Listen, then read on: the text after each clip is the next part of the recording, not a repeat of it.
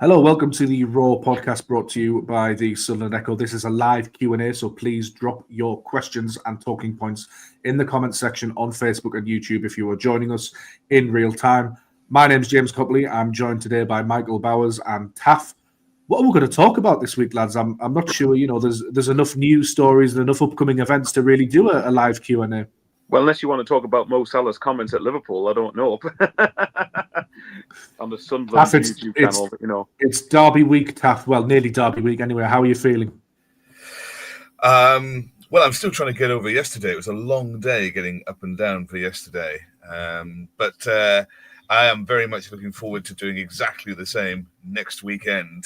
So, everyone's going to be out on Saturday night so that they are not late for the build-up to Sunday, 2 p.m. It's fantastic to have this game back next week, provided we don't get spanked. Do either of you have any sort of Derby Day rituals, routines, or quirks? Because I have quite a few that I have to follow. Otherwise, Sunderland, in my head, will definitely get beat. I don't have any, no. Weirdly enough, no one. I'm one of the most superstitious people you'll ever come across in the Sunderland fan community. So, no, surprisingly not. But maybe come next Sunday, I will think of every superstition, or this coming week, I'll think of every superstition in the book. And always say, I don't care about getting anything for Christmas. All I want for Christmas is Sunderland to win next weekend. That's the only thing I want. So for me, in the week leading up to it, I have to watch Premier Passions, and then the night before, I have to watch Two Tribes. I don't know if you've ever seen the documentary Two Tribes. Yes, I have. It's pretty good, actually.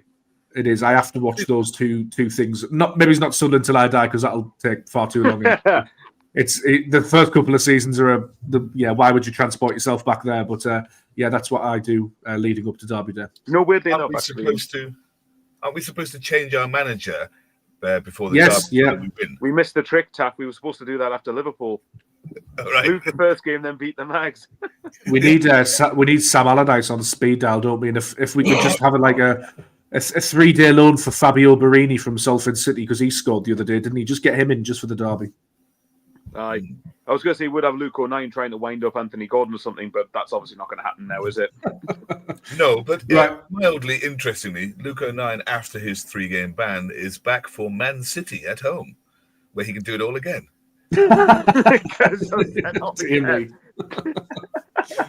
Shall we just perhaps a rain turkey this time? That would be fun. Yeah, just a bit. Let's touch on the Man City game very quickly before we go into the questions. But at Man City are a serious side. I thought, obviously, sort of stating the obvious, but in an attacking sense, I thought they were the best side Sunderland have faced this season. Obviously, there was a couple of moments that went against Sunderland. Xhaka hitting the post. Wilson Isidore probably could have done a little bit better, but it's a good save by Donnarumma. After the results against Bournemouth and Liverpool, had you offered us 4 points from this little block of 3 games, I would have certainly taken it. Granit Xhaka and Noah Siddiqui come away from the game without having been booked, which is a massive boost for Derby Day. So all in all, over this little block that we've had, I'm quite satisfied, to be honest. More than satisfied, actually. Go on, Taff, you go for it, you want. Yeah, all right. I agree. If you play Liverpool, Man City and Bournemouth, then you're hoping to get 3 points off Bournemouth, aren't you? And they've been in good form before they came to us. So 4 points out of that was fantastic. You didn't want to go into the Derby losing 3 games in a row, and we haven't. And I don't think anyone's going to be too upset about yesterday.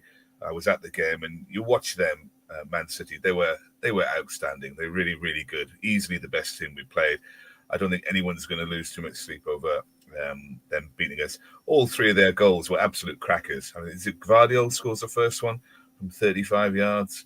No, Diaz the first, Gvardiol the second. Yeah, it's like 35 yards, and you can hit all those. It's like Matty Cash, isn't it? You can hit them several times a game, and if one of them goes in, you count yourself a little bit lucky. So they were fantastic goals. And Cherky's Rabona cross. I don't agree with Pep saying do it all simple.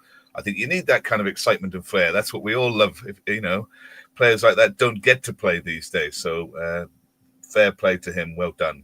But they were magnificent. The only question you might say is I thought we set up with a bit of a lack of creativity. Lefay on the left doesn't really have pace. I think we're all going to agree. I hope that he's better in the middle. And then we've got Traore on the right, and because Lefay is on the left, who's linking up with Traore? If you think about the game, he was a pretty wasted man out there because you had Hume in the midfield or on the right wing or whatever, and doesn't link up as well as Lefay. So that it was a bit poor defensively going forward. And then you've got Xhaka and Siddiqui who are managing their yellow cards. I don't know if you've noticed, but the last couple of games they've not been diving into tackles. It's been Lefay who's been doing that, which is why he stood out because he's not on the yellow card tightrope. Yeah. So we were played a bit within ourselves with the setup and the selection and Xhaka and Siddiqui, but it's gone. They were excellent. I think even if those things weren't there, they still beat us. They're a superb side, and we move on. I was going to say one. Bowers, what do you think? No, Bowers. It's the floor is yours.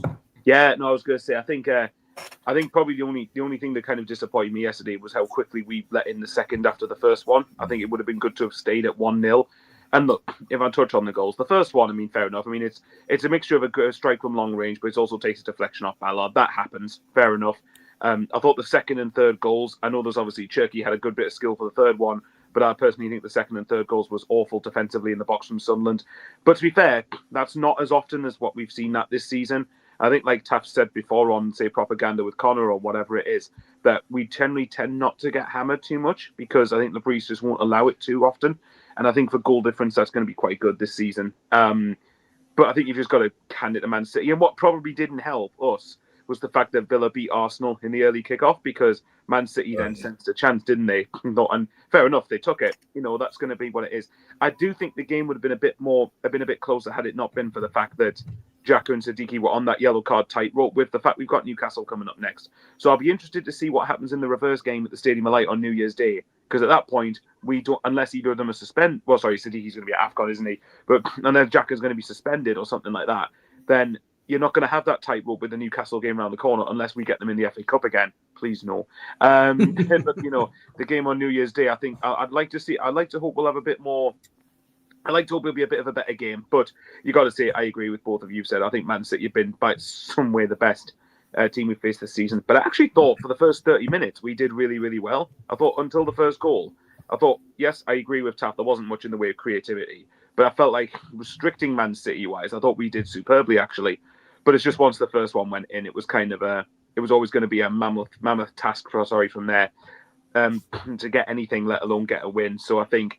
But what you said earlier, James, I think is bang on. I think if you'd given me 4 points from Bournemouth, Liverpool and Man City, and bear in mind, as we all said, Bournemouth aren't a bad team either because they're not an established Big Six side, but they're an established Premier League side with a lot of quality going forward. So I think you can't complain at that. 4 points from Bournemouth, Liverpool, Man City, especially with two of them being away from home as well. And the good thing, as you said, is that Xhaka and Siddiqui didn't get booked. No, absolutely. Right, let's tackle some of the comments from YouTube. Welcome to Adam, welcome to Grindon100, welcome to Jimmy K. We're going to go to a question from my friend on social media. Under the Light, he says, do the substitutions at Man City send a message to those who didn't get on, specifically Adingra and Mundle over Rigg or Neil? What does it mean for the midfield pecking order? Taff, I did think when Adingra and Mundle were brought on, a penny for Dan Neil's thoughts because he was sat on the bench. Again, I think it's safe to assume that I don't think his chances is necessarily going to come unless there's a big shift in Labrisse's thinking or a sort of horrendous run of injuries and suspensions. He seems to me to have fallen right down the pecking order. Yeah, I saw your tweet yesterday and it prompted me to give some thought to that. And I think I agree with you. It is hard to see a situation where Dan Neil plays for us, except in absolute need. If Lefay is not playing in the middle, and Xhaka and Siddiqui come off, and Dan Neil still doesn't get on as a substitute, then you have to wonder. The only situation that might be different is if we were leading at Man City. But then I don't think Xhaka and Siddiqui come off even on those yellow cards. But if they did, that could be the only reason you see left where Dan Neil gets onto the pitch. So it does look as though his days are numbered, doesn't it? And Labrise is pretty uncompromising. If you think about the history of his treatment with Adil Al-Shish, he was bought at Lorient. And then when Labrise became manager shortly after that, He took a look at him, didn't fancy him. That was that. He lasted a year and he was gone. He comes here. He took another look at him pretty quickly. He's gone. And it looks like that's the decision on Dan Neil. And Lebris, in some sense, I quite like the fact that he's decisive. We might not agree with his decisions, but he will very quickly seem to assess players and say, you're good enough for me, you're not. And he sticks to that. And he's got a core of players that he seems to use. He does say the door is always open for everybody, but I'm not sure I've seen evidence of that, and certainly not with Dan Neil. Got to feel a bit sorry for him, I think. I think so. But I mean, Bowers, as Taff mentions, to be honest, you can't really argue with these decisions from Lebris, just given how well Sunderland have done. I think you have to place a level of trust in him, regardless of my feelings for Dan Neil. He's a player that I really respect. He's done a lot for us, but you can't argue with Lebris, in my opinion. I just he's got so many of these calls spot on before that it's really difficult to kick up a stink about him. Yeah, I think that it's an element of ruthlessness that we all knew we needed to have when we got up to the Premier League, and it says a lot that Dan Neil, 200 appearances I think he's got for us. He's obviously a double promotion winner with us. Exactly 200 appearances. I mean, obviously, of course, he didn't play he didn't in the run-in. He didn't play a part in the League One promotion because he needed a breather because Alex Neil was taking him out of the firing line, basically. But I think that I still think that Dan Neil in the EFL is a more than competent enough player.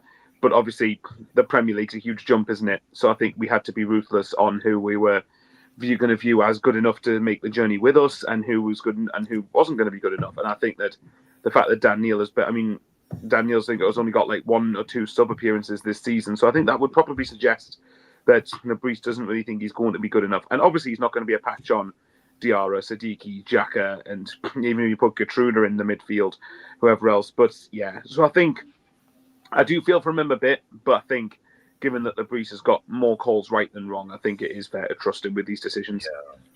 Yeah. And even you take Luke O'Nien. I know everyone's really happy for him to come on, but he comes on the right wing against Liverpool. He came on yesterday before Dan Neil again.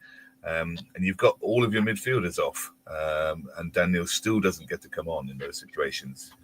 You have to think that's it.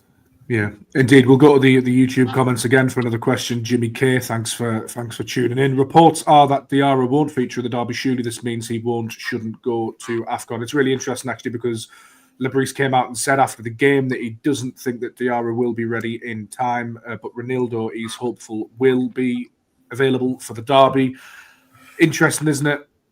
I don't think anybody necessarily expected Diarra to come straight back in and start, but it might be. I mean, a groin surgery, it might take him a little while, and that whether he goes to AFCON or not is an interesting question, Bowers.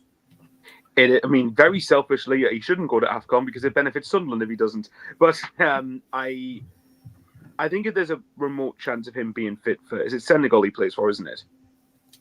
Yeah, Cameroon. Is it? Cameroon? Yeah. Geography was never my strong point. It never will be. But I think either way, like it's going to be.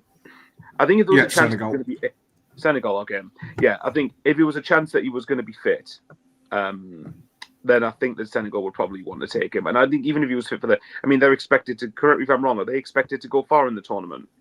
Senegal, expected to go pretty much right. They'll be a decent team in the tournament. Yeah. Well, that's what I was going to say. So, because if there's a chance, from their point of view, if there's a chance that he's going to be fit for the later games of the tournament, like if they get the quarters, the semis, or the final, surely he goes. I don't think so. Personally, I think he'll still go, but I really, really pray that he doesn't. From a selfish point of view, maybe selfishly, what you want is maybe for him to get a little bit more of a knock and just be out for another couple of weeks, and just in time to miss AFCON. But then it's too late for him to go when he comes back and he's playing for Sunderland. But yeah, all joking aside, I think, Diarra. I'm not surprised that Diarra wasn't going to feature in the derby. I did think the best case scenario was that he was going to come off the bench if we needed him against Newcastle. So I think it was always going to be a tough ask for him to start. But I think. Yeah, I'd like him not to go to AFCON, but I would be still personally quite surprised if he doesn't. Hopefully, I'm wrong though. I do. I'm not accusing of Lebris of lying or anything, but I do wonder if there might be some sort of false narratives being pushed out. You never know. So sometimes they like to leave a little bit of a breadcrumb trail. Senegal, but you don't need him. Just leave him on Wearside. It's fine. Interestingly, though, Taff, we've seen this decision actually with Newcastle, Johan Visser isn't going to go to AFCON. I don't think he's going to stick around and play for Newcastle into the new year. So I mean, these things do happen that players don't go. Yeah, ultimately, the choice of whether he goes or not, I think, is up to Senegal. So we can advise them that we don't think he's good enough.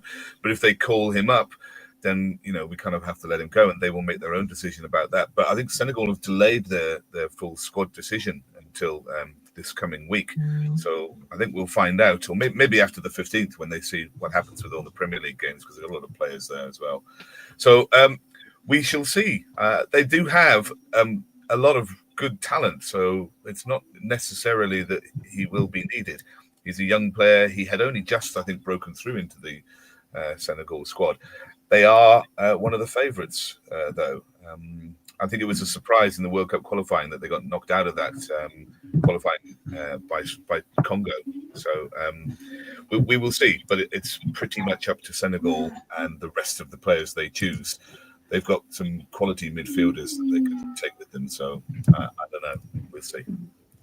Right, let's get some more questions. And this one comes from Ethan Todd on Twitter. Who feels the most pressure going into the derby, and where do Newcastle pose the biggest threat now Isak has left since our last meeting in the FA Cup? That is a good question, Michael. Who feels the most pressure going into the derby? My mind instantly would go towards Newcastle, given their recent history, given that their season hasn't really taken a light under Eddie Howe, although they're starting to improve, particularly in the league. Obviously, the Champions League's form has been decent. But, with a derby, there always comes pressure at home with Sunderland, who've done well this season too. Where's your mind with it?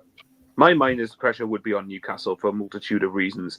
One, because, as you said, I think their season in the Premier League, their Champions League in general, has been excellent. But I think in the Premier League, their season hasn't panned out the way that their fans would hope it would.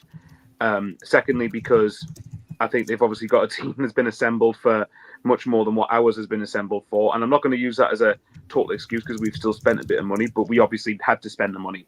And the third reason is that Newcastle have been established over the last however many years, whereas this is Sunderland's first season in the Premier League after 8 years out. So I think personally at home, I'd like to think we'll have enough to at least get something, but you don't know. Derby games are totally different. So I would say the pressure would be on Newcastle. I mean, and as for where Newcastle can hurt us, I mean, as much as I hate to admit and I despise them, I rate that the midfield in general has been very good for them. Tonali, Bruno, Joe Linton. Even if it's not been as great recently, I think in general over the years, it's been one of the best midfields I've seen in the Premier League. Will Tamade, I can't believe some of the stick that he's been getting. I think he's been barely getting much service, and he's already got like 4 or 5 goals. And I think he's a big aerial threat. So him against Dan Ballard will be interesting next Sunday. So there is that one. I think Harvey Barnes has obviously been really good for them. As much as they've not been great recently either, I rate Gordon and Alanga. I think they're both 2 decent wingers. So look, I think defensively you can get at them a bit. I think you can certainly cause them a fair few problems. And I think another thing that gives me maybe a little bit of encouragement, well, there's 2 things actually. I don't know if this was them saving themselves for the week they've got coming up, but they just barely scraped past 10-man Burnley at home yesterday. And it makes me think that at St. James's as well. So I do think that at the Stadium of Light, obviously for their point of view, they'll be up for it just as much as I like to think we will be. But having said all of that, I think another thing is they play Leverkusen a few days before playing us. Now, I know that they'll probably try and balance Leverkusen away and Sunderland away, but the way I look at it is they can't afford to not take that game as seriously as they possibly can. They'll obviously take it seriously on a professional level, but what I mean is playing most of their main 11 because they need to get a result there in order to try and get themselves into the top 8 of the league stage of the Champions League. So that's what I'm hoping for anyway. That's what I hope Eddie Howe's thinking is. But also the fact it's at home, you just never know. So I don't know what Taff thinks about it, but I would say that I think you'll probably agree that I think the pressure is more on Newcastle, but that's not to say there won't be any on Sunderland next weekend. Well, that actually leads me to another question, Taff, coming from Ian Crow. Sunderland have a full week to prepare while Newcastle play midweek in the Champions League. Could that rest advantage be significant? Tackle that question as well as the pressure. Yeah, I think. I thought at 2-0 yesterday at half-time that Real Madrid midweek for Man City would be our friend, and that would be the game over. So who knows? I thought that no one wanted to get injured for playing Real Madrid midweek. They've all done their job, and that would be that. But then we went and had 2 very near chances to pull one back. And I think against Man City, you have to score at least one of those, if not both, if you're going to get anything from games against teams like that. So it didn't help us against them. I'm not sure how much it will help us that they have to play Leverkusen, apart from the fact that they might be tired. What they won't be able to do is train and plan for how they're going to play against us. But if I was them, I would assume that we will play 4 at the back at home. And I think they will have already organised themselves for that. So it'll just be a question of getting through Leverkusen and coming back to us. But they might have the odd injury from Leverkusen. They'll certainly be tired. They need to win that game. They are 11th out of 12 in the Champions League system. And the top 12 qualify automatically for the next stage. The second 12 have to play, will play a knockout playoff game, a qualifying game. So having lost to Marseille earlier, they need to win in Wednesday against Leverkusen. If they lose, then they fall into that second chunk, having to play a knockout qualifier, and they don't want that. So I think it's a really important game for them, Leverkusen. Their minds will be there and on ours. I think that works for us because they've got 2 very high profile games that they have to win. So that can work. You come back from Germany, you're going to fly? It's going to be a night game, so they will fly. They'll fly on Thursday, surely, won't they? Oh, you'd think so. So they'll fly home Friday morning, and then they will probably have to be in training on Friday and Saturday just to make sure they've got their plans ready. But they won't be able to do very much. That's a big advantage for Sunderland, surely. I mean, I know momentum and playing games and winning in confidence can be very, very powerful. We know that, and obviously, good teams with big squads they can manage 3-game weeks and stuff like that. But surely Sunderland having a 7-day run at that fixture is beneficial for them. Well, it's 8 days, isn't it? Because we played yesterday. So yeah, of course. But yeah, I know what you mean. Like, we've got all week to prepare for this, and I think we will be ready and fresh. Yeah, well, this is the thing. Everybody. Don't be surprised if Lebreese is secretly going to watch Leverkusen Newcastle on Wednesday night to sort of assess where they right. This is where we can get at them, especially if they play their strongest team. Which, as for the reasons Taff just mentioned, like I would be very surprised if Newcastle tried to take that game half-heartedly in the sense of their lineup, basically. So I think it's going to be a fascinating one. But it should benefit Sunderland. It should be an advantage to us. I mean, and hopefully, fingers crossed, it is. But yeah, I mean, there's no doubt in my mind. We all know it's going to be a hard game, regardless of whether they've got in the Champions League or not. But we'll clutch at everything we can get. They need to play both. They need to play their strongest team in both games because they need to win. You'd think so, games. Wouldn't you? Yeah, they don't really. They do have a full team pretty much to choose from. The only injuries they've got are people who wouldn't necessarily be selected in that first 11. So they've got a full squad. They're going to have to play them. And I think that can only benefit us. They can only be tired, but they will have already prepared their team and their tactics for us because they won't have time to try and do it otherwise. So that will already be prepared for them. All we can do is hope that Granit Xhaka gets his phone out and rings his old Leverkusen mates. Let's do us a favour and knack this fella. And Nordi Mukwele, of course, he was there last year. Oh, yes, yeah. Forgetting about that. I'm sure that there will be the odd message sent from those two back to Leverkusen, hoping for a tough game against them. So, what do I expect from the derby? I think. Sorry, the original question was, who's at the most pressure under? It's most pressure is under them. They spent most of the time telling us we were going to be relegated with record points low. They are below us in the table. If they don't win that game, they will be in 13th or 14th position after 15 games. And that's way below where they need to be. I think losing the game has far more consequences for them than it does for us, even away from home. If we lose the game, we're still top 10 and we're still on 23 points. It won't make that much difference to us. We'll all be annoyed and irritated because it'll be much harder to get anything out of things at their stadium and we won't like, facing that. But in the long scheme of things, it won't matter much to our season. But I think every result is starting to matter to Newcastle seasons because they are not going to qualify for the Champions League. And they're going to think, well, we need to qualify for Europe again. And if they can't win tomorrow and they end next week in 14th position in the league, then it gets increasingly difficult for them. So I think the pressure is vastly more on them to get something from the game than it is from us.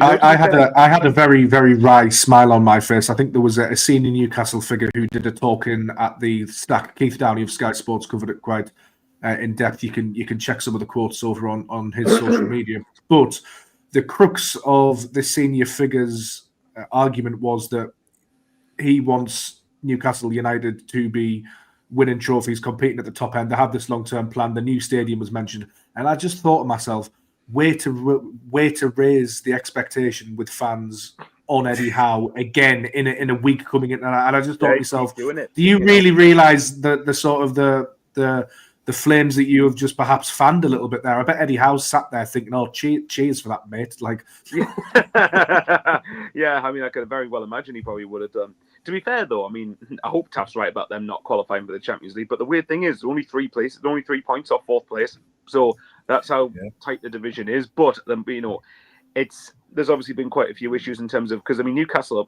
how we've gained a lot of points from losing positions. Newcastle must be up there for among the most points lost from winning positions, because they went 1-0 up away at West Ham and Brentford. They lost both of them. They were ahead against Tottenham twice. They drew it. Obviously, nearly threw points away yesterday. And I'm sure there's a few other games that they've had when they've been winning.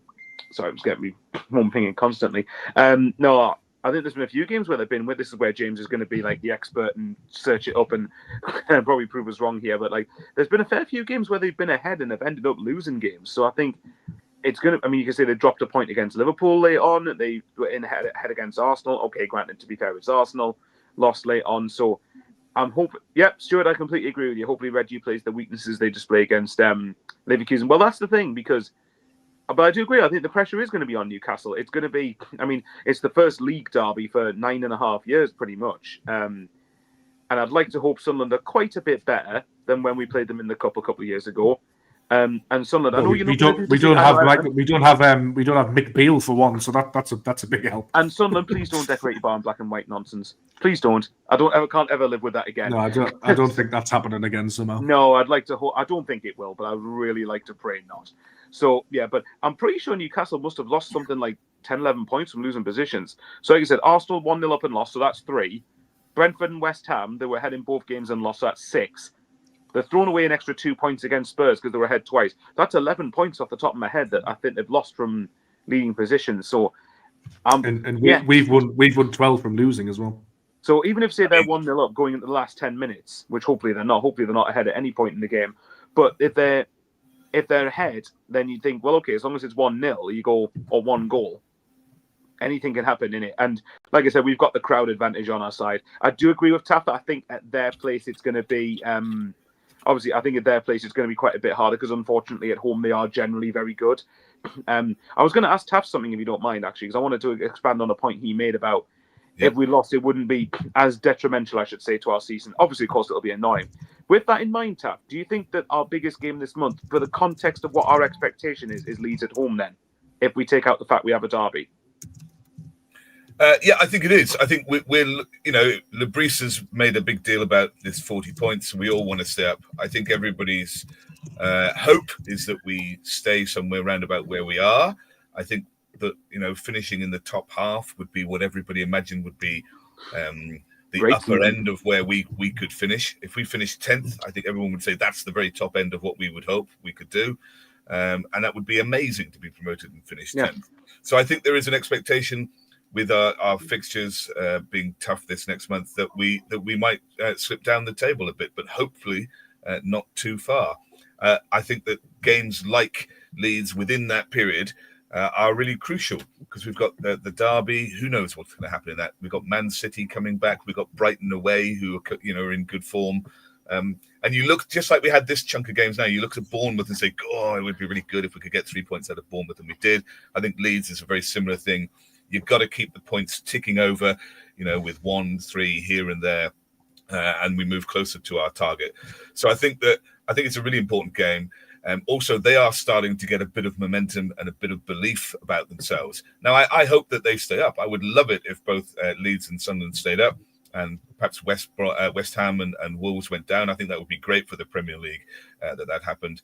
But I don't want them to come here and get 3 points. I think that would be a bit shaky for us because it's perfectly possible that we might lose 4 games in a row if we don't beat Leeds. So I think it's really important that we win that game for a multitude of reasons. So yes. Let me run through some comments on YouTube. Stuart Arthur says, context for me, I take a draw. 3 points would have us closer to safety. In a world, I can see us picking up very few points before January. That's the spirit, Stuart. Darren Cole says, can't believe I missed the start of this morning. Well, at least you're here now, Darren. Thanks for joining us.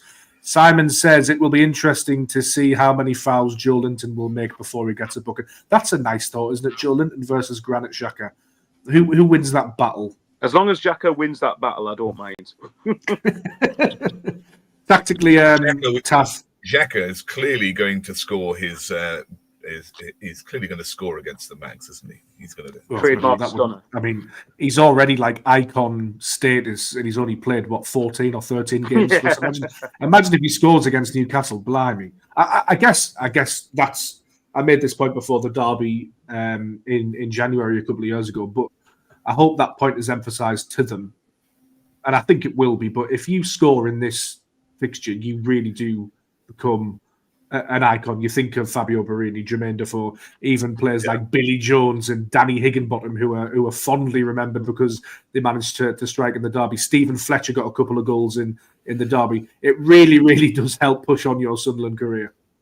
Yeah, it absolutely does. I think as long as it's a meaningful goal, obviously, but I think it's going to be, I'd love to see the atmosphere if we do manage to get in front against them, and I mean one where VAR lets it stand as well, like because I always try to cover all bases when talking about stuff like this. But yes, look, it's a game I'm looking forward to. The atmosphere. I mean, I'm looking forward to the atmosphere anyway. The atmosphere, and I think this will showcase how big this fixture is. I still think a lot of people underestimate how big Sunderland Newcastle is as a fixture. It's a one that it's based on pure passion, pure hatred. It's like two, I guess, working class cities really riled up against each other. It's a proper like rivalry, and I think that, and obviously there are other ones. Celtic Rangers is one. Arsenal Tottenham is one I've got quite a bit of fondness for personally, but I think it's really underrated, this fixture, I think. And I think in the long run, if I'm looking at it, I think to touch on this month sort of generally, I think my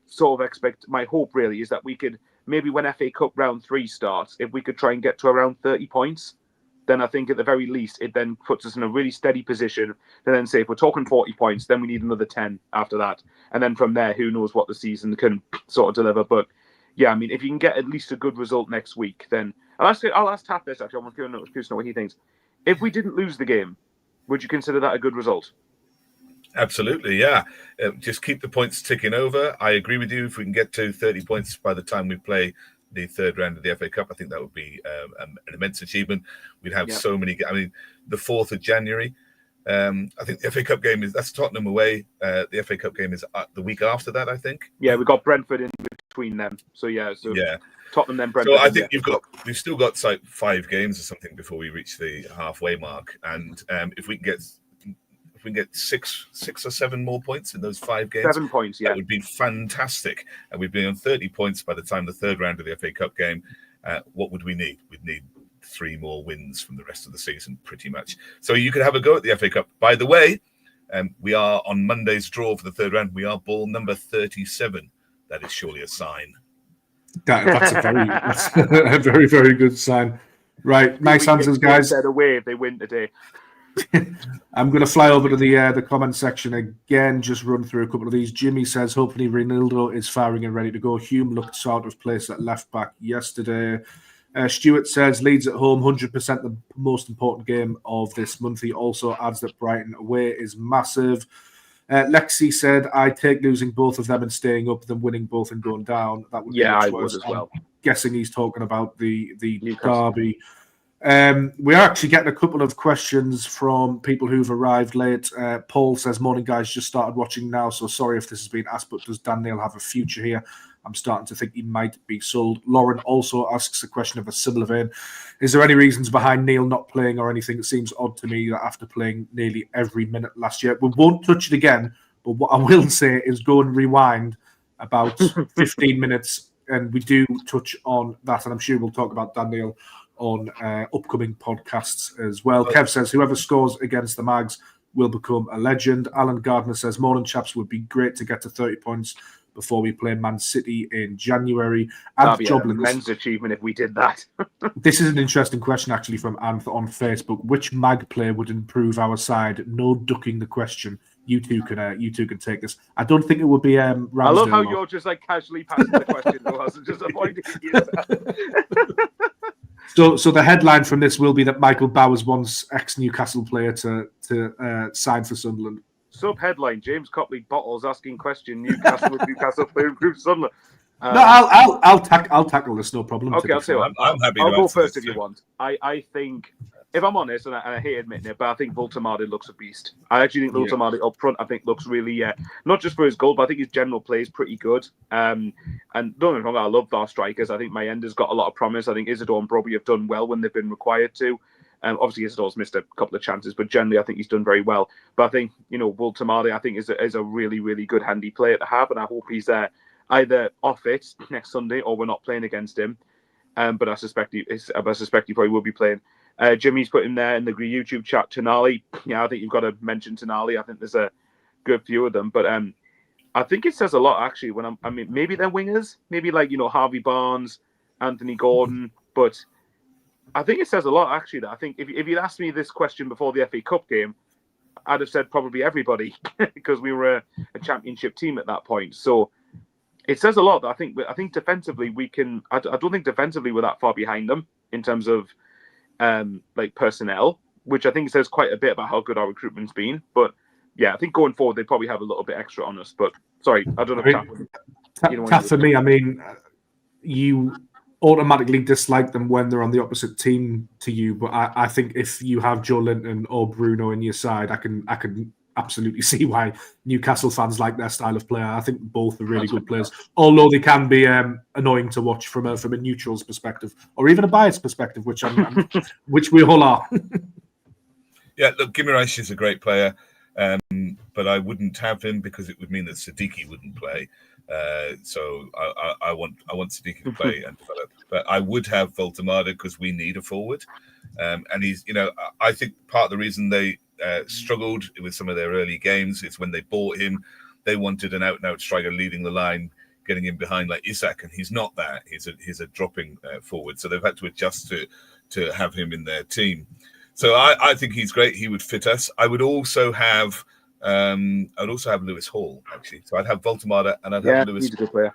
Because I don't think he'd start for us necessarily because Reynildo is amazing. Mm-hmm. But you have to think about what Lebris has been doing yesterday, and not for the first time, when we need a left back.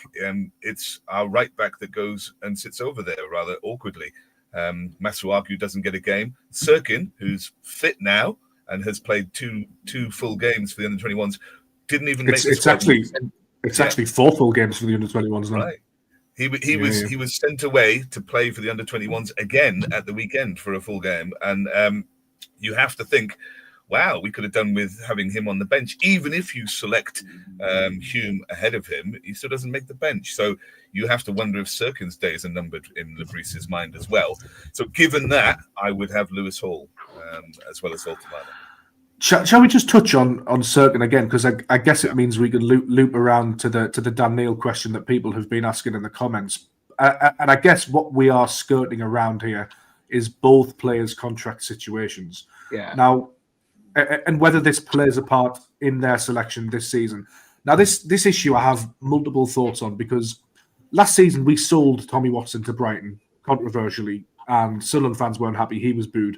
Lebris made the pragmatic decision to keep him within the group. He wasn't isolated, and he ended up scoring the goal for us at Wembley to get us to the Premier League. Iconic moment. It all worked out very well. Cheers, Tommy Watson. And bagged us a load of money. Yeah, cheers, Tommy Watson. See you later. Thank you. Now, that makes me think that their contract situations, Dan Neil and Dennis Sirkins, wouldn't play a part if Lebris rated them. But then, in the back of my mind, I'm thinking, is it a combination of the both? Is it the contract situation and he just doesn't rate them to play in the Premier League? I find it a very multifaceted issue, and I actually find it really hard to answer, given that we're not at the Academy of Light and we don't know what's gone on. It feels to me like we can't rule out that the contracts and the contract situation is playing a part in this. Yeah, I think it's the thing I find most interesting about this is I would look to see how much game time both of them will get during the AFCON period.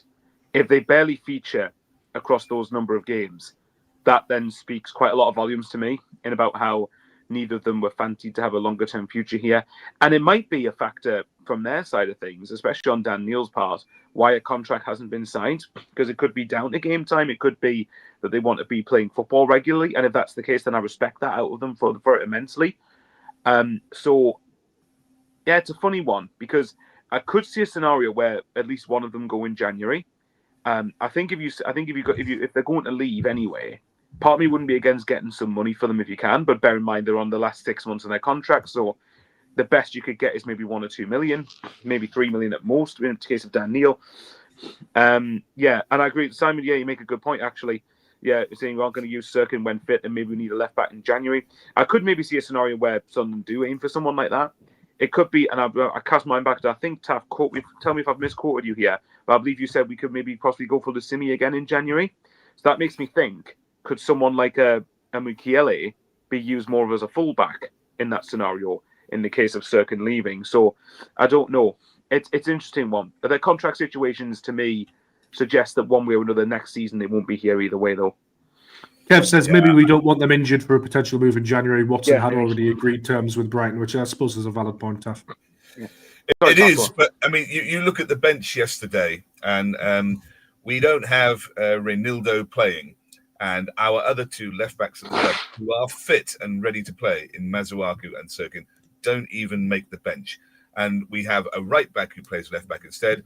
And when that right back is substituted, Luko 9 replaces him.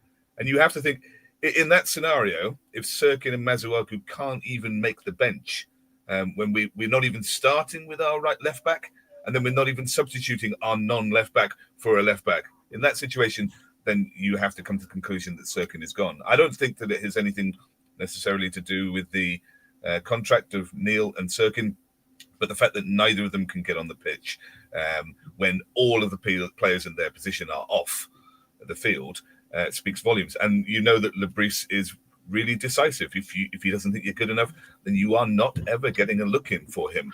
The same as Adil Ashish at Lorient and here. And I think they will be gone. And both of them are able to sign summer pre-agreements in January. Yeah, that's correct. Yeah, so, yeah. See if anyone in the championship went for either of them, by the way. I think they'd have two very good players on their hands. Yeah, absolutely. 100%. 100%. It's a bit of a shame because it's a bit of a shame. I think we all rated Sirkin a bit and would have liked to have seen how he fitted in the Premier League, whether he was capable or not. But doesn't even make the bench when we have no left back. So yeah, and he is clearly fit now as well, because he as I mentioned, he's been with the under-21s now, and he's been playing 90 minutes for about a month. He's played quite a bit. I'm going to head over to the comments because there's some quite funny ones. At Cristiano Ronaldo 7 goals says, "Hello Madrid. I think you are definitely in the wrong place, my friend, and this is not is not the podcast." Although I was hoping Madrid would do us a favour yesterday afternoon and be in the minds of Man City, but it made not a blind bit of difference. No, apparently not. Unless you're calling Sunderland Madrid, I don't know, but I suspect you're probably not. So Lexi says, "I'm looking at the Dennis Sirkin and Daniel situation the same as with Patrick Roberts. They've been amazing servants for us, and it would feel wrong to basically give them new deals, knowing their playtime would be limited." Paul adds, "I guess with Sirkin, the coaching team are just making sure he's fully and match fit for when we lose Reinildo to AFCON." Jimmy says Sirkin has to come in for Reinildo during AFCON. Alan Gardner says we'll probably buy another 4 players in January. Can't see Neil or Sirkin featuring at all. Let's Sirkin is not coming in for Reinildo at AFCON because Sirkin, as you said, James, is fit and didn't even make the bench yesterday when Reinildo wasn't there. So it's just not happening. Interesting. Interesting. Well, yeah. I don't think this is the last time we're going to speak about this issue. I think it's fascinating. Just to throw a devil's advocate spanner in the works, could it be that we were playing Man City away, and that's not the first game? That's not an ideal first game to give Dennis Sirkin in the Premier League. And you know the thing is about Lebris as well. If you remember, he didn't fancy Aushish at all, did he? But he did still have to bring him back on the left for a couple of games. Yeah. He then did go out on loan. He went out on loan shortly after that when Sunderland's players had returned to fitness. But I mean, Lebris is pragmatic, and if he has to do something, he will do it. The only possibility are the next 3 games, because not next game, but after the 2 games after Newcastle, because Masuaku and Reynildo will be gone. So you don't have a left back if you're not using Circuit. So you play Hume at left back, and Luke 9 can't come on again at left back like he did against Man City because he's now suspended. So you have to think that in Lebris's mind, he will be forced to put Dennis Cirkin on the bench for the Leeds and Man game and the Brighton game, because there won't be anybody else. That's the only scenario where Cirkin makes the bench, because he's used every other option before him. Good question. On Facebook, and the Joblings says, on the flip side, which Sunderland player do you really want to score against the Mags? For me, it would be Xhaka, but like a Trey Hume goal as well, I think would be quite nice. No, I would like a last-minute Dan Ballard winner. Oh, that's a very good shout, actually. Yeah, that is a very good shout. Do you know what? It's an unorthodox shout, really. But it can't happen again. It can't happen again. It can. Oh, it can. I love the manifestation going on there, James. Well done. To be fair, here's one that I don't think people have mentioned before.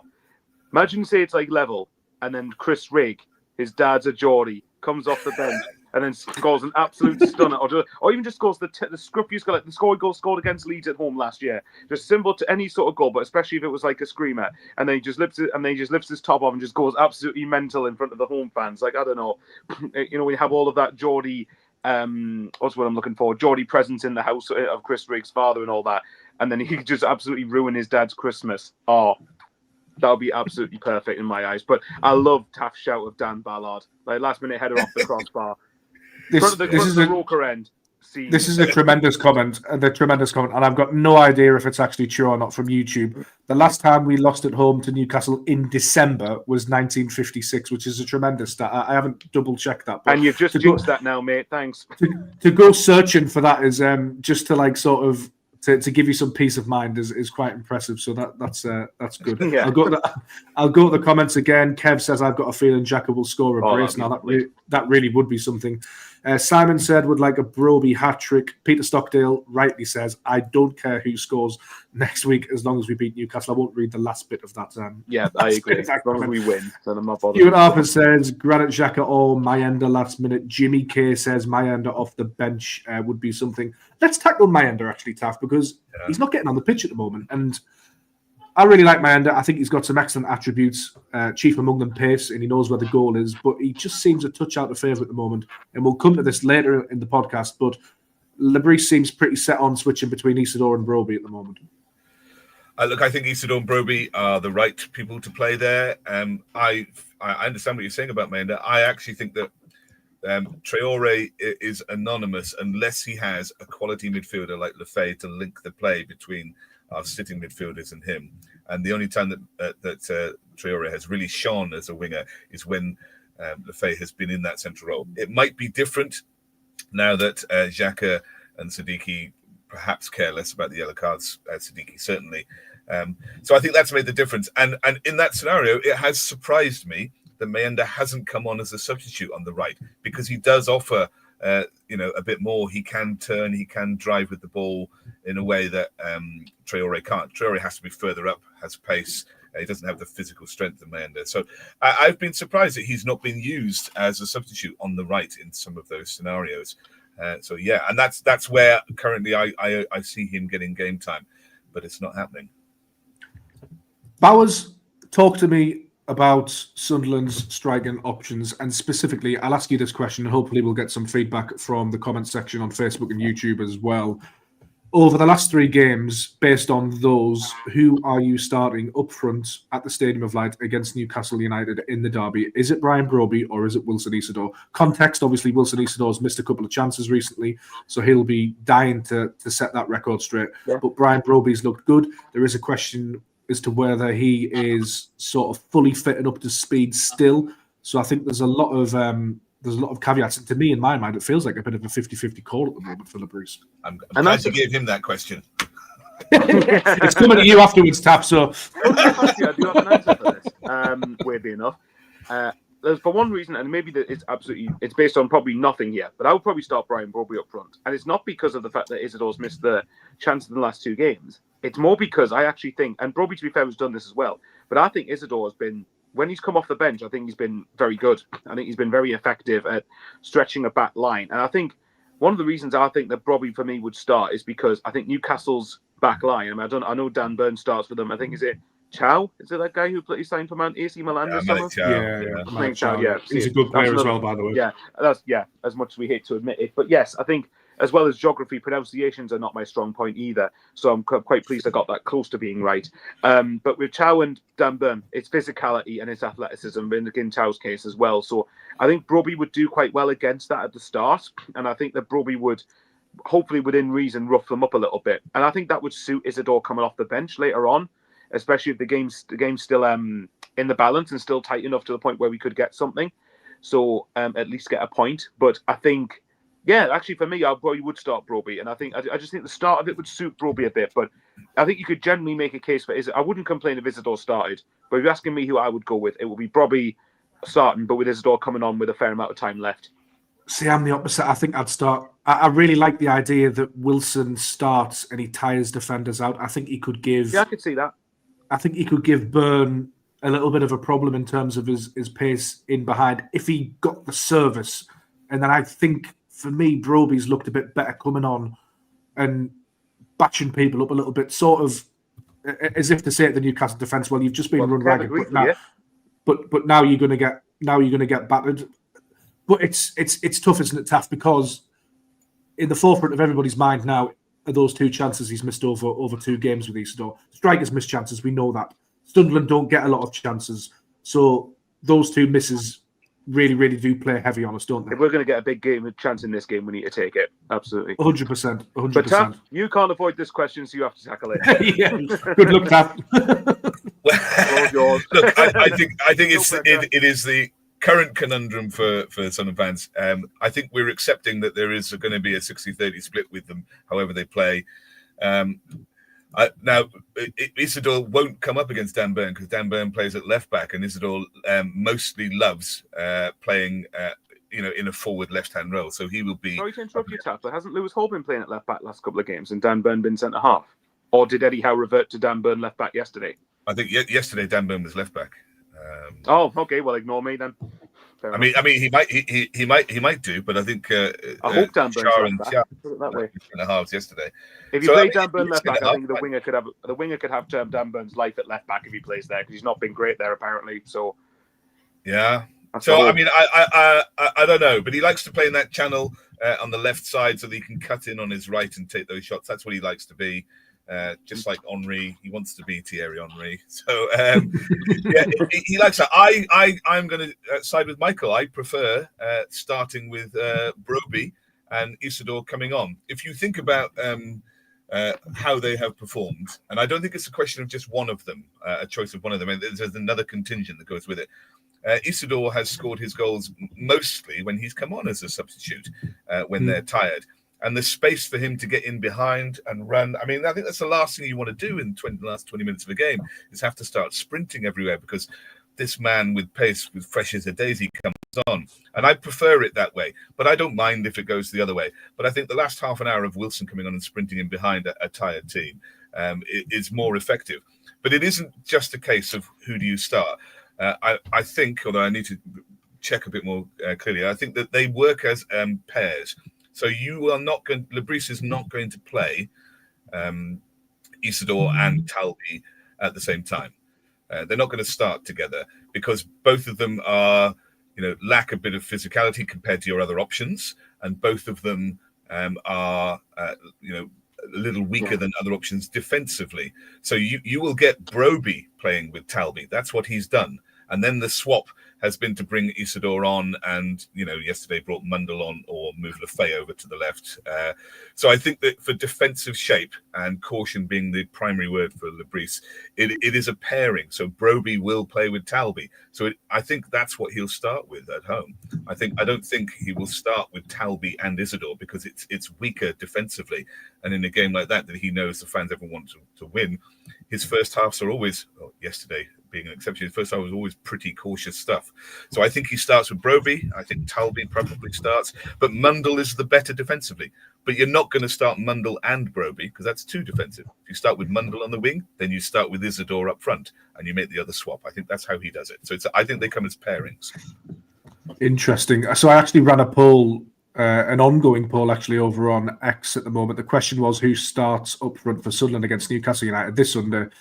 And 73.8% of Sunderland fans, over 1,000 people have voted, prefer Brian Broby. So they would rather see Brian Broby. So they agree with you two, which is I wouldn't be against Isidore starting, by the way. I could see the logic of Isidore. I think it's genuinely a 51-49 split. It's very, very close. But and we do have to emphasise the point that both players are going to play a big role in the game because that's just how it works at the moment with Sunderland. It does, but I think also, Wilson being such a confidence player, he's been great at home. He feeds off the crowd at home, and he's been the favoured starter at home. So, maybe that factors into who do you start. But I think it's, like I said, it's beyond that question. If you want to start Talby, then you have to start Broby. And I think it works as that as well. Yeah, let's go to the YouTube comments because they are flooding in on this issue. Paul says, I do like the 60-30 split we are doing with Isidore and Broby. Peter Stockdale says, it's time Mayenda started instead of Isidore. Mayenda runs the defenders, whereas Isidore doesn't. Darren Cole says, Broby needs to start. Kev says, Isidore's pace would be a problem for the Mags' slow defence. Lexi says, something to note for the two chances Wilson had. Last year he had similar goals, but he was running in from the left-hand side. These two were in from the right-hand side. Terry Ward says, I feel sorry for Mayenda. Stuart Arthur says, Broby has to start. Isidore comes on for Traore on 55 minutes. Mayenda for Broby on 65 minutes. Another YouTube commenter says, Broby has to start.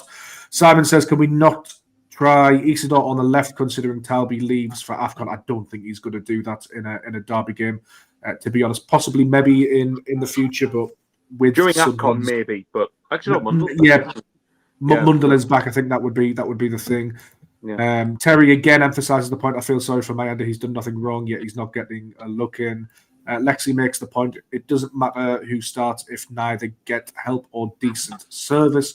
Jimmy says, Talby to start on the left is pivotal for me. I agree with that, actually. Enzo, Xhaka, and Siddiqui in the middle of a 4-3-3. And Andy says Isidore and Broby will start alternative matches. That might be the way he starts to do it, actually. But I want to go back to... started yesterday, so that means Broby starting next weekend. Potentially, yeah. I want to go back to Jimmy's comment, actually, because we're talking about personnel, but we haven't necessarily mentioned formation yet. Now, Labrise has played a 4-3-3. He's played a 5-4-1. He's played a 4-4-1-1 in the past 5 games. We'll throw this to Taff first.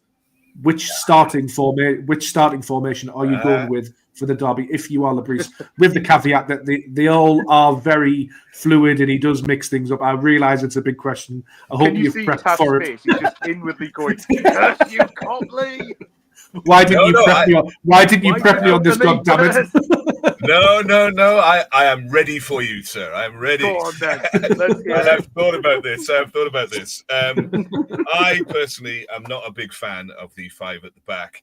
I can see how it has been useful and how it works and how it's very solid.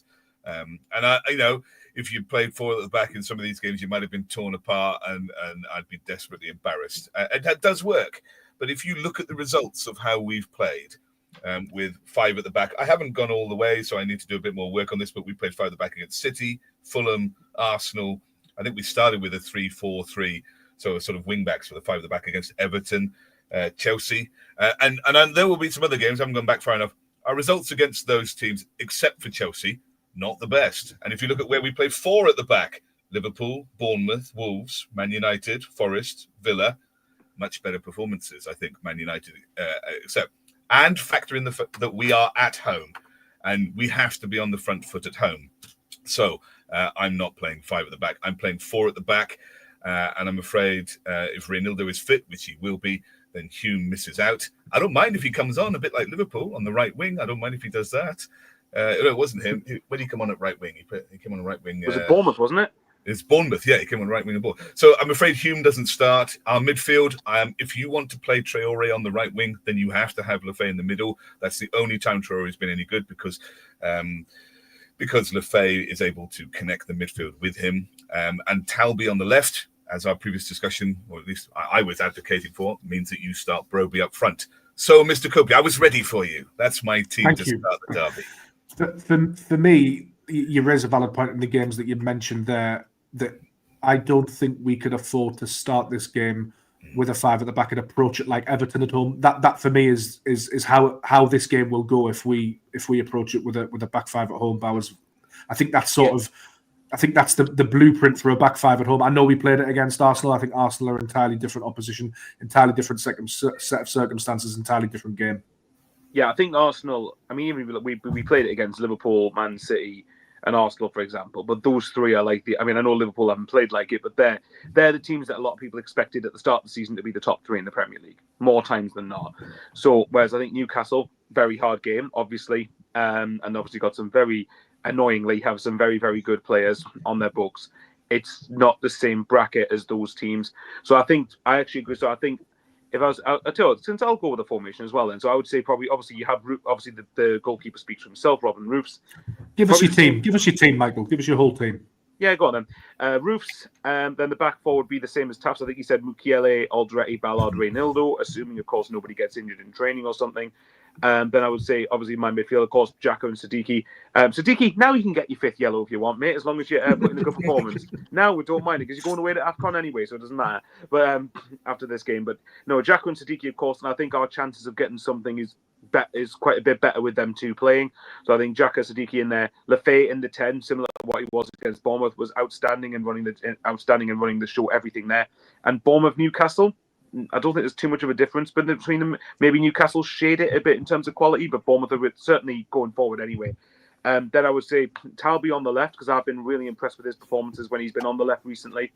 Traore on the right-hand side, because I think actually I think especially, by the way, if Dan Burn is playing at left back, and Eddie Howe apparently has been quite stubborn with this, if Dan Burn does play left back, I want Traore on him every single time, because I think if that happens, Traore will more times than not get the better of him. And then I would say Broby up front. So to quickly recap, I would say Roofs, Mukiele, Alderete, Ballard, Reynildo, Xhaka, Siddiqui, Lefay, Talby, Traore, and Broby. So I can't remember exactly the same. We have picked the same team, so you are now obliged to pick something different, James.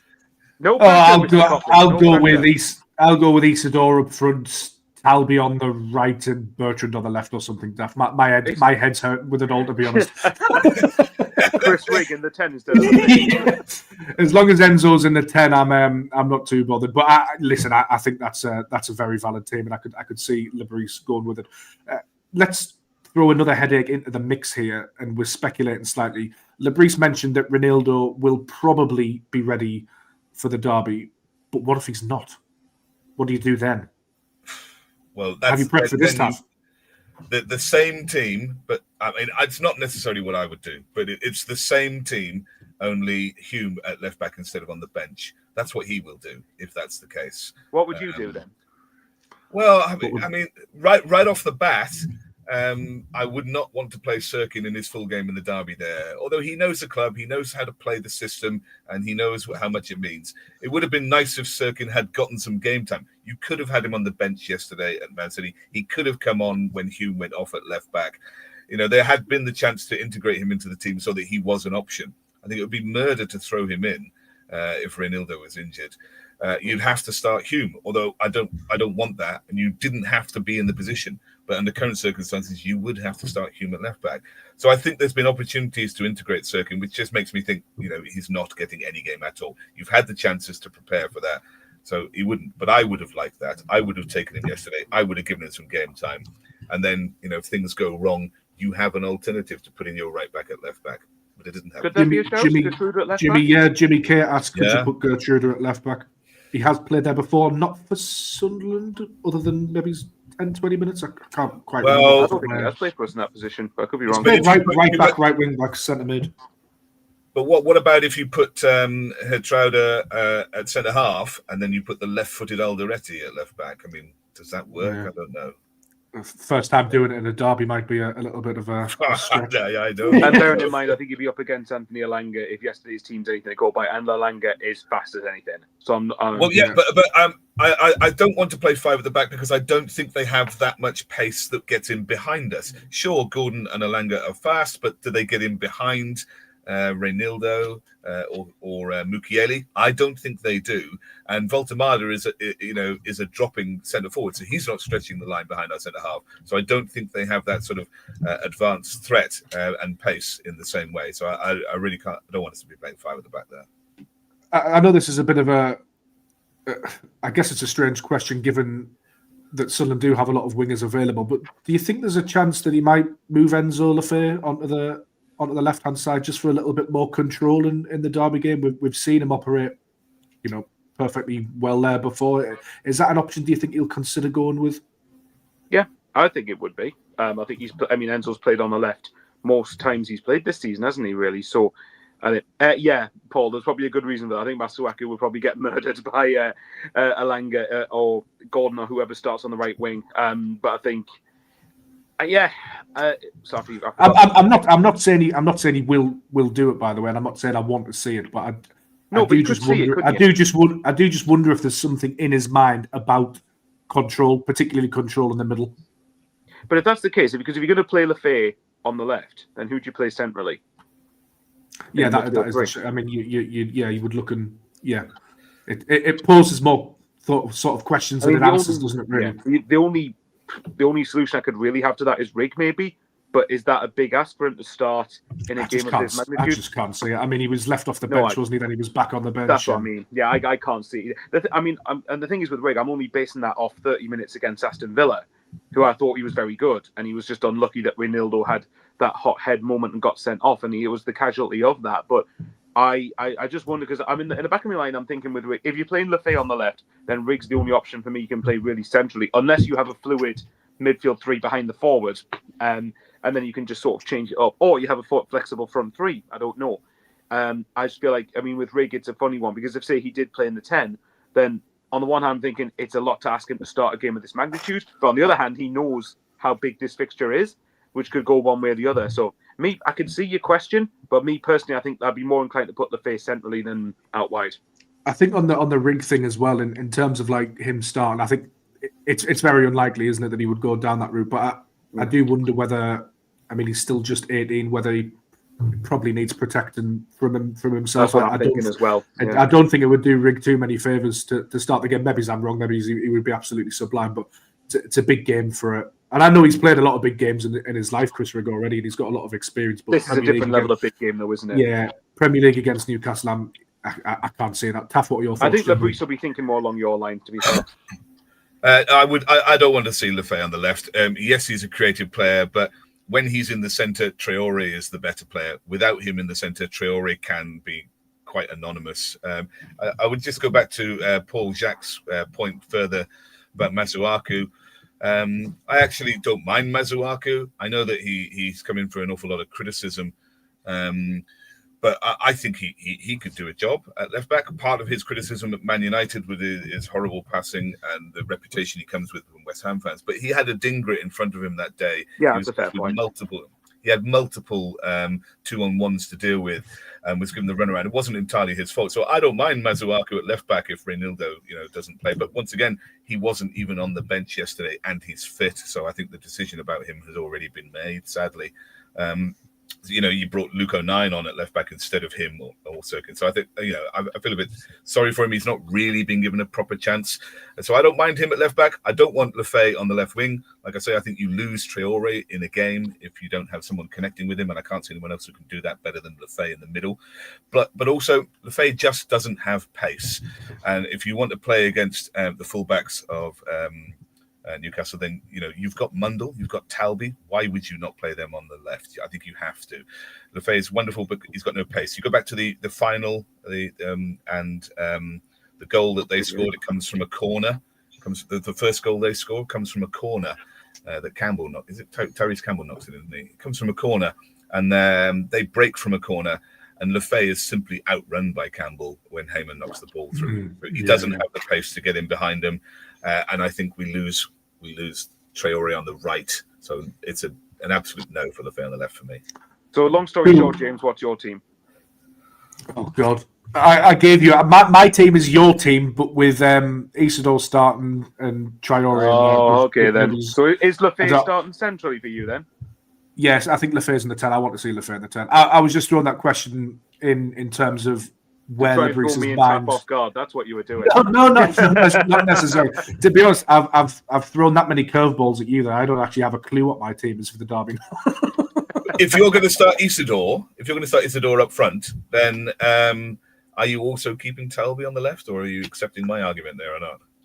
I think there's definitely merit in your argument, and I think that is the way that it will go. But if it were me, if it were my team, I would quite like to see Talby start. I do like what Traore has brought. I just think I'd like to see us get at them. Whether that works or not, I think it has to be a 4-3-3 for me. I would like to see Enzo in the hole. I think Xhaka and Siddiqui can cover the midfield. I think the back four is absolutely spot on. That's the back four that I would like to see. We'll head over to the YouTube comments actually, because there's been some talk about this. Terry Ward says Serkin has been fit long enough now and has played some reserve games. Surely he's a better option than Hume as left back.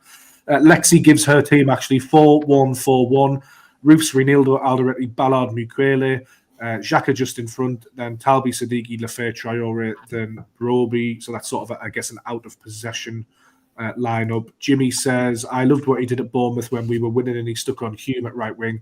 Thought it gave us a really good outlet. Definitely an option if the game is going our way. Changing Crisis says, that's an interesting username. Hopefully that's Newcastle next Sunday. Yeah. Need to start Mundle on the left. He's our best winger. And Stuart Arthur says Mundle on for Talby on 60 minutes. Now, this Mundle question is quite interesting. I don't think he's going to start just because he's working his way back. But I think he's an excellent player. And I think it's easy to forget just how good he was at the beginning of last season. And I think with a run of games injury-free in the Premier League, I think there's an argument to suggest that he could become one of our better wingers, definitely for me. If you think about the game at Bournemouth and the game against Man City, he came on for both of them. And I'm sure that he did, but I cannot remember him giving away a ball in either of those games. So I think he's not only a great player going forward, but I think he's pretty good. He's better than Talby defensively. I think he's a solid prospect. He hasn't looked out of place at all. So it's been really encouraging to see him step into the Premier League for those two substitute appearances. He's offered things going forward, and I don't believe he's given the ball away when he's been on the pitch. And he's much stronger defensively in the set, and he knows how to play the Bristol system. So it's really encouraging. And he's. I mean, I know they came on at the same time, but in my mind, and I think Lebreese's as well, he's probably ahead of Adingra. I know probably. I think Adingra, I know they can play on either. They can play on either flank, can't they? But I think Adingra came on and played as a sort of second striker, really, don't they? Yeah, I just think Adingra's sort of. I think, Sunderland. If Sunderland are chasing the game, hopefully not against Newcastle, and he had one sub left, and he had the choice of Adingra or Mundle, I think he's going Mundle every day. I just think Adingra sort of slipped down. I think I'd probably agree. Yeah. I think as well with Mundle, I think there's like Taff said, or like you said earlier, James. I think the game's coming up in AFCON. This is probably where we're going to see Mundle quite a lot. So it might be that we're trying to protect Mundle to make sure that he's ready for when all the wingers pretty much depart for AFCON, because that's probably when we're going to need him more. But I wouldn't be shocked if he came on with about 30 minutes to go. It just wouldn't surprise. He's got the athleticism, the pace, and I agree with what Taff said. I think I was very impressed with him when he came on against Bournemouth in the 20 minutes that he was on the pitch. I thought he played a really big part in helping us win the game. So, yes, I certainly wouldn't be adverse to the idea of him coming on in the derby. Right, we've gone 1 hour, 15 minutes, and there's a couple of things I want to really, really fly through. Before you do that, we've got Paul Jacques in the comment who made a comment. But I know that he was at the Manchester City and the Liverpool game. So I just want to highlight that dedication there, going to both of those games in 4 days. He's a good guy as well. I travelled with him on the to Coventry a couple of seasons ago when I got bloody left behind in the bus. Anyway, that's a story for CBS. I want to concentrate on 2 points. We're going to whiz through them very, very quickly. I want to go firstly with your predictions for the game on Sunday. Score predictions. What's it going to be? I'm putting you on the spot, Michael Bowers. Purely nothing to do with superstition, because every time I tip us to win, we don't win. So nothing to do with superstition. I'll go a 1-1 draw. If I'm honest, it wouldn't be a bad result either. I think because one from a selfish point of view, it keeps us above them after the derby, but also like Taff said, I think it keeps going towards the 40-point mark. It's a point closer to it, and I think as long as we beat Leeds at home, I'll be more than content with a point next week. But So thanks for putting me on the spot first. So I would say 1-1. I was going to say, is there a prediction in there somewhere? Purely out of superstition, I'll go for us not to win and hope it backfires. 1-1, you say, yeah? Well, I grew up in the days when we always won these games 2-1, and so we will win 2-1. Love it. And we'll move on because I'm avoiding the. Just to add on to it, yeah? Oh, okay. No, what I was going to say was, could you imagine the City next Sunday if we win? Like, incredible. Sunderland afterwards.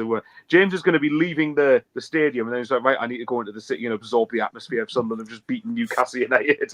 I will not do that because I will not return home for 4 days, so I'm going to go straight. Oh, okay. And what about your score prediction then, Mister? I'm going to go with the old handy trusted 2-1 Sunderland. Yeah. Hopefully either of you are right. Right, Darren Cole says 2-0 Sunderland. Simon says 2-1 Sunderland. Changing Crisis says 3-0. Paul says 2-1 Sunderland. Tony Huntington says, I would go 2-1, but think we lose to Leeds. I'll take that. Jimmy says, I will fly from Australia if we win. We'll be happy to see you. Lexi says 2-1, Barnes will score first, and then Xhaka and Ballard. Being another YouTube user says 1-0 Screamer by Lefebvre or Xhaka. John says 2-2.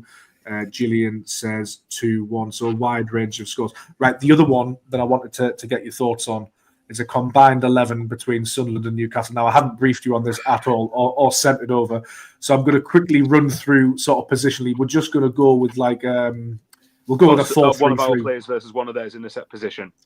Exactly, and okay. if I don't mention a player, feel free to throw them in. So we'll start with goalkeeper Aaron Ramsdale or Robin Roofs. For me, Robin Roofs. Robin Roofs any day. Yeah, I don't mind Ramsdale actually, but Robin Roofs. Robin Roofs for you, Taff? Absolutely, yeah. Right, so we're going to go left back. Dan Burn started for Newcastle against Burnley, and ours would be Ronaldo as the option. Taff first. Dan Burn does not even make Lebris's bench.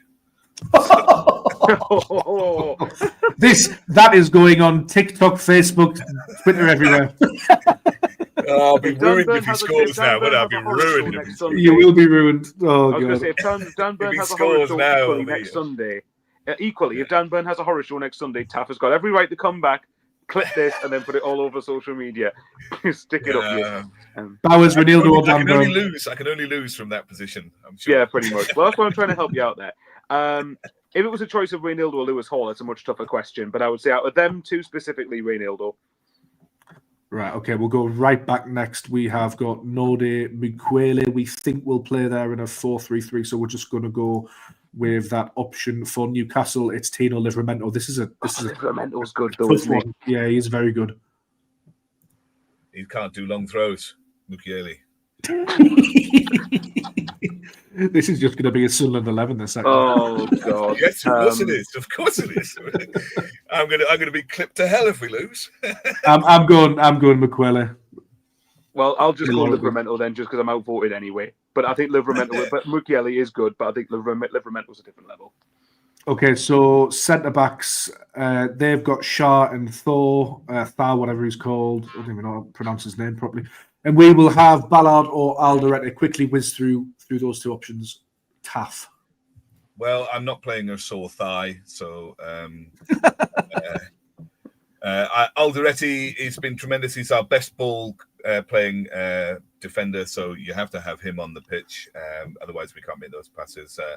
I haven't seen enough of Maniktior, so I don't know, but I'm happy with Alderete. And Big Dan Ballard cannot score a last-minute winner unless he's in my team, so he's above Fabian Saw. Yeah, I'm going with Ballard and Alderete just for the loyalty as well. Yeah, I think I probably would as well. I've already given them Livramento. Just to quickly add, by the way, if Ballard scores next week and gets Sunderland the result, it'll be quite a redemption arc for him, considering he gave away a penalty and scored an own goal against these in the Cup. Even though he didn't play badly that game, actually. But, Isaac gave him the runaround that game, and you looked at how he dealt with Isaac against Liverpool, not a sniff, so he's come on leaps. Well, I was going to say he's developed a lot. That was nearly 2 years ago, wasn't it? So he's developed a lot since then. I like to think so. But yeah, right, let's go sort of like a midfield three. So we're going to have, obviously, two. Yeah, we'll have two holders and then the 10, or just any way you want to balance it, really. We'll start with... Shall we start with a really tough one? Well, not a really tough one, actually. Joe Linton or Granit Xhaka? Xhaka, just. Taff? Just? You're on the wrong podcast. I do rate Joe. But yeah, fine, Xhaka. Yeah, I'll put Xhaka in there. Granit Xhaka, the man is he's a captain who will lead that team. So you have to have him there. I can't think of any other player in the midfield who would drive the rest of the team on like him. So it's not just about his abilities, but he's provided our assists. His captain qualities put him above anybody else you'd have put there, I think. Siddiqui or Bruno? I can't stand it. I can't stand him, but I've got to go Bruno. I know Taff's going to go. I'm trying very hard. He already said earlier on the podcast that I'm trying very hard not to be biased here, but yeah, Bruno is very good. He's a very, very good player. But this is where Taff is going to argue for Siddiqui, so floor is yours. Yeah, he's a very good player, Bruno Guimaraes. But I want the club to be developing players, and you don't have Siddiqui at all if you have him. I'm struggling, but it's got to be the N'Golo Kante regen, I'm afraid. The next one's a bit off the wall because obviously they are very different players, but I guess for the purposes of the combined 11, it would be Tonali or Enzo Lefebvre. Well, I'm not playing Tonali because he's injured. Oh, is he injured for the? Is he injured for the? Well, I think he played yesterday. I think Taff's just trying to. I was going to say he played yesterday, didn't he? Did he come off the bench? Well, I mean, to be fair, Taff, would you? Yeah, he did. He came off the bench. I thought I was going mad there. He came off the bench. Being injured. Sorry. Would you bet on him being injured? No. He gets the joke. Let's stay clear. Okay. Well, they're different, but they are different players, aren't they? But I'll go Lefebvre because I've got a feeling I'm going to give Newcastle a fair few of the attacking options, so I'll say Lefebvre. Taff? Have I not answered that? Oh, Siddiqui. I'm not picking any one of their players. I'm not picking any one of them. Taff's combined Sunderland, Newcastle start 11. Sunderland. I'm not picking any one of them. Right. Okay. So I'm going to be made to look a fool, and that's fine. I'm going to shorten this now, actually, because I can see where it's going. But Newcastle have a front three of Voltemade, Gordon, or Alanga. You could also throw in Visser and Barnes and Murphy and stuff. Do any of those players, Michael, get into Sunderland's front three as it stands? I mean, on paper, I think it is a very good front three, to be fair. So, fine. Because I know Taff's going to say no, I'll say yes. Just for I think Gordon probably would get into the team on the wing, Taff, surely. I mean, Gordon's very good. Do you really think that Anthony Alanga and Andy Gordon are better than Bertrand Traore? Honestly, now, chaps, do you? I can't tell. Taff's such a serious guy. I can't tell whether he's trolling me or not. Taff's in pure wind-up mode today, isn't he? I am keeping Traore. I'm keeping Talby. These are international class wingers. I think Alanga and Gordon are not consistently picked for their niche, are they? No, I am not. These are going to make some great clips, honestly. My God. This is either going to go really well or really, really messed up, isn't it? Can I just say that I completely rate this level of housery, Taff? To be fair, I really do. I don't care. Not having it. Yeah, okay, we have actually got a few combined 11s over on YouTube. Combined Reef Snoddy, Omar, Big Dan, Reinildo, Xhaka, Noah, Enzo, Mundell, Wilson, and Traore. Jimmy said it would be a midfield of Xhaka, Bruno, Tonali. Paul Jacks makes the point, and it's a valid point actually, that Ballard was immense in keeping Haaland quiet yesterday. He was. I think we'll end it there because I can't think of anything we haven't covered. The combined 11 when you didn't ask me about striker. Oh no! Well, why would we? Well, he's just going to pick a Talby, Traore, and one of Isidore Broby anyway. There's no point asking him. Please give us your thoughts on Voltemada versus Isidore Broby. Well, Voltemada's a bit young for a high intensity game, I think, and he's a very dropping midfielder. We would like somebody who gets him behind. So no, he doesn't start for me. Right. Okay. So yeah, I don't even know where to go now. I think you best have ended it. It's just going to go into chaos. We have officially descended into madness and chaos, but it's great because it's What the Derby Folk Day. Style. Great podcast, by the way, but Graham Exactly. It is the Derby in 7 days, and we're all slowly losing our minds as we try to think of things to talk about. Could you imagine, by the way, quickly? Can you imagine Taff if we score? Like, say wherever he's watching it, and just imagine all the houseries that he's going to come out with if we end up. Well, next week's podcast is going to be interesting either way. Can you imagine if they beat us and Elanga and Byrne are the goal scorers? It's going to be murder for me, isn't it? Right. Okay. What do we have planned before the derby in terms of content for both of you? Where can we find you? Please plug yourselves. Well, it's just my own channel, Michael Bowers. You can type Michael Bowers Sunderland, where I'll be absolutely bricking it all week. So how much content, I have no idea. But yeah, it should be an interesting one. But obviously, it'll probably be the most passionate match reaction ever if we do manage to win next Sunday. But let's hope that that's the case. It's going to be a long old week, Taff. Yeah, you can find me on YouTube at Alt Ending. I do a lot of collaborations with Connor Bromley. We've got something we're going to do on lots of stuff on the Newcastle game throughout the week. And I am SAFC on Twitter, SAFC Highlights on Twitter. Excellent. Well, thank you both for joining us, and thank you to everybody in the YouTube comments and Facebook comments section. There's been absolutely loads of you. I won't run through you all by name because it'll take me quite a while. But thank you for tuning in. Thank you for your comments. It really does mean a lot. We're enjoying doing these live Q&As. I think it's our third or fourth. We'll definitely be back after the Newcastle game and thereafter. So thank you very much. Head over to Sunderland Echo. I should probably do some self-promotion as well. We're over on TikTok, the newspaper, the website, podcast feeds, all of that good stuff. Make sure you tune into Bowers and Taff as well, alongside Connor Bromley, What the Folk, Rope Report, Wiseman Say, all of those guys. I think in terms of content on the Sunderland scene, we are well covered. So, yeah, we'll see you next time. Take care.